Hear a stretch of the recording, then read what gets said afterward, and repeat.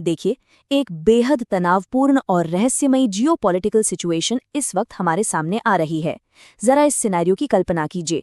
गहरे काले बादल, समुद्र की तेज लहरें और आमने सामने खड़ी अमेरिका और ईरान की युद्धपोत। ये किसी भी वक्त एक बड़े टकराव में बदल सकता है। हाल ही में पाकिस्तान में अमेरिका और ईरान के बीच जो भी कूटनीतिक बातचीत होनी थी, वो समझ लीजिए कि पूरी तरह से बिखर चुकी है। अब ना तो अमेरिका अपनी टीम भेज रहा है और ना ही ईरान।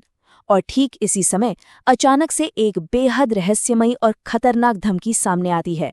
आज के इस विश्लेषण में हम इसी बढ़ते तनाव और एक ऐसे मिस्ट्री वेपन यानी रहस्यमयी हथियार के बारे में चर्चा करेंगे जिसने दुनिया भर के रक्षा विशेषज्ञों की नींद उड़ा दी है। तो चलिए सीधे मुद्दे पर आते हैं। उम्मीद है उन्हें हार्ट अटैक ना आ जाए। जी हाँ, आपने बिल्कुल सही सुना। ये कोई आम बयान नहीं है। ये सीधे तौर पर ईरानी नौसेना के कमांडर शाहराम ईरानी द्वारा अमेरिकी सेना को दी गई एक बहुत ही स्पष्ट और गंभीर चेतावनी है। उनका कहना है कि ईरान एक ऐसा नया गुप्त हथियार इस्तेमाल करने वाला है जिसे देखकर अमेरिकी नौसेना के लोगों को लिटरली हार्ट अटैक आ सकता है। अब आप खुद सोचिए, एक शीर्ष सैन्य अधिकारी जब इतनी गंभीरता से ऐसे शब्दों का इस्तेमाल करता है, तो इसका सीधा मतलब है कि इस पूरी बिसात में दांव अब बहुत ऊपर जा चुके हैं। अब अगर हम पीछे मुड़कर देखें तो ये जुबानी जंग रातों रात शुरू नहीं हुई है। इतिहास गवाह है कि अमेरिका की तरफ से हमेशा काफी सख्त बयानबाजी होती रही है। पूर्व अमेरिकी राष्ट्रपतियों ने तो यहाँ तक कह दिया था कि अगर नौबत आई तो ईरान की पूरी सभ्यता को ही नष्ट कर दिया जाएगा, और वो भी बिना परमाणु हथियारों के। खैर, हम यहाँ किसी का पक्ष नहीं ले रहे हैं, बल्कि सिर्फ स्थिति को समझने की कोशिश कर रहे हैं। इस पुरानी अमेरिकी बयानबाजी के बिल्कुल विपरीत अब तेहरान ने एक बहुत ही साहसिक और नया दावा पेश किया है। एक ऐसे विनाशकारी गुप्त हथियार की तैनाती का दावा जो सीधे अमेरिका को चुनौती दे रहा है। तो अब जाहिर सी बात है, आपके दिमाग में भी यही सवाल आ रहा होगा, आखिर तेहरान बहुत जल्द कौन सा हथियार तैनात करने वाला है? क्या ये चीन से मिली कोई नई मिसाइल है या कोई बहुत ही एडवांस्ड एयर डिफेंस सिस्टम? ये सवाल इस वक्त पूरी दुनिया की मीडिया और जियोपॉलिटिकल एनालिस्ट्स के दिमाग में गूंज रहा है। ये एक ऐसी जिज्ञासा बन गया है जिसके साथ एक अनजाना सा डर भी जुड़ा है। नौसेना प्रमुख के इस बयान के बाद विशेषज्ञों ने काफी माथापच्ची की और उनका मानना है कि इस रहस्यमयी हथियार की पहचान लगभग तय हो चुकी है। इसका नाम है हूट। फारसी भाषा में हूट का मतलब होता है व्हेल, वही विशालकाय मछली जो धरती का सबसे बड़ा जीव है। दरअसल ये ईरान का अपना सबसे तेज under water offensive torpedo system है, और आपको बता दूं, इसका सबसे पहला परीक्षण कल परसों नहीं बल्कि साल 2006 में किया गया था। अब जो बात इस हथियार को इतना खास बनाती है, वो है इसके पीछे की कमाल की फिजिक्स।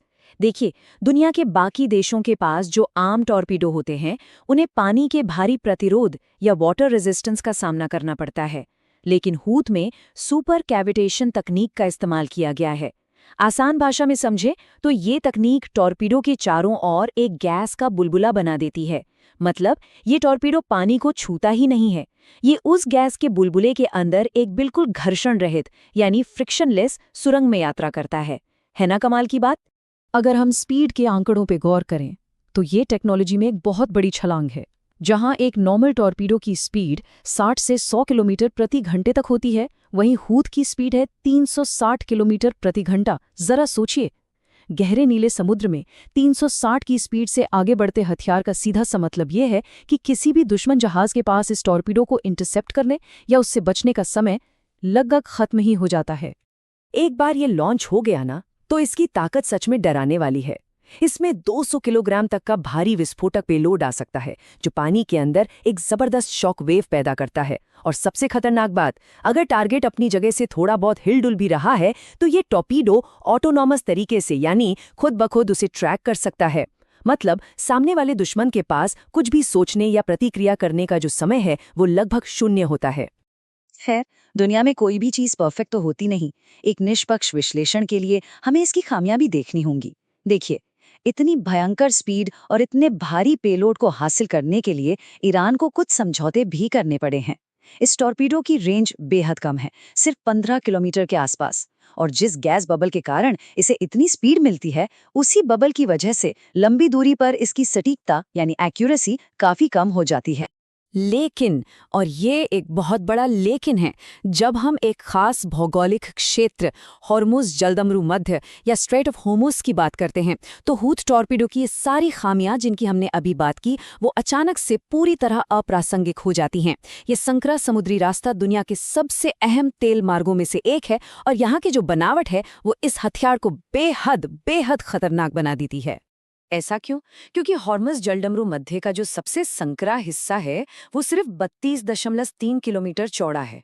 अब आप खुद गणित लगाइए, एक ऐसा रास्ता जो सिर्फ 32 किलोमीटर चौड़ा है, वहां 15 किलोमीटर की रेंज वाला हथियार कितना घातक होगा।